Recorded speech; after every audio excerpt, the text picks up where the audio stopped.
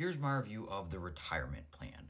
And can I just say first thing first, how come there are so many Nicolas Cage movies this year and I've only seen advertising for like a couple of them? He has like 7 movies this year. And this is a movie like this came out like back in September. Like I never saw any advertisements for this movie, but I mean, anyways. I mean, but I liked it. I mean, I love Nicolas Cage. He's one of my favorite actors of all time, and I mean, no exception here. I mean, he's great here and is extremely entertaining as he is in everything. And it's cool because, I mean, this is a kind of movie where, like, it's feels different for Nicolas Cage because, I mean, yeah, he's been in action movies before, but I feel like the kind of action hero that he is in this one just feels different, like where he's an assassin, or at least a retired assassin.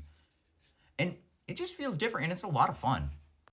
The main premise of this is Ashley and her daughter Sarah go down to Florida because they're being hunted by this ruthless crime boss to kind of like go to Matt, or like Ashley's dad, and to kind of get help and kind of see how much he knows because he was like in the CIA or whatever. He's like, and it's a really fun time. I mean, I think that it's just a blast, and just seeing Nicolas Cage do these wild, over the top stunts is it's just hilarious and it's entertaining. Like, this is a very hard R movie in terms of the gore, and well, not like super gore. I mean, but there's definitely a lot of gory violence, and it's just a lot of fun.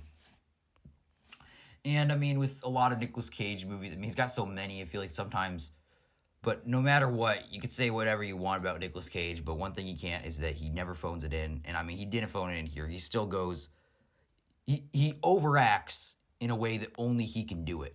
And it's awesome here. Like, I thought this movie was just a blast. I mean, if we're going on the negatives, like, you don't really care about this villain guy who has to get to some, like, hard drive, but it's, like, for weapons or something. And you don't really understand, like, you don't really care about him. Like, and he's just, like, uninteresting. But whenever Matt gets these awesome action sequences, it's awesome. I mean, they're always really cool, especially, like, the ones in the hotel. It's just awesome. And Ron Perlman is great as well.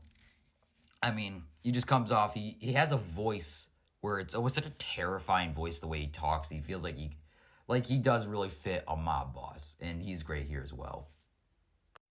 And I mean, he's got a really cool fight with Matt, and it's just a lot of fun. And it's interesting because Ron Perlman's character Bobo, like, basically kidnaps Sarah, and it's interesting because there's actually this kind of sweet little dynamic between them where he almost kind of cares about her. He doesn't really necessarily want her to die, and he's kind of just doing it because, like, it's his job. And I mean, it's one of those things where, I mean, it's just really fun interactions because, like, this has been done before. It's like hundreds of movies where you have like the little girl and then the tough old man, and it's done really cool here. It's really fun, and I mean, it's one of those things where, like, of course, it's like he's still a villain at the end of the day, but it just kind of adds more, just a little something extra. Like, their dynamic is sweet. Like, it's funny because, like, he's like, yeah, I'm kidnapping you, but hey, don't worry, it's nothing personal. It's just like, and Ron kind of plays it in just a really fun way. I mean, so yeah, this movie's got a lot of fun action. Like, it's got really cool, like, this crime boss, and just a lot of fun. It's just kind of like your basic run of the mill action movie, just with Nicolas Cage, and I thought it was a lot of fun. There's nothing really special about this movie. There's nothing incredible. Like, I mean, I'd say it's probably the worst Nicolas Cage movie this year. But if it's the worst Nicolas Cage movie this year, at least that I've seen, I mean, hey, that's saying something because it's still very, very enjoyable. I mean, I thought it was a lot of fun. And it ends in, like, a way where he kind of, like, gets, like, he kind of has to be away from his family or whatever because of, like, this mumbo jumbo for, like, almost protection's sake. And it's just, like, your kind of standard, typical action movie. But it's just a lot of fun. And I say this, like, every single time that I review a Nicolas Cage movie. Because, I mean, I've reviewed quite a bit, actually.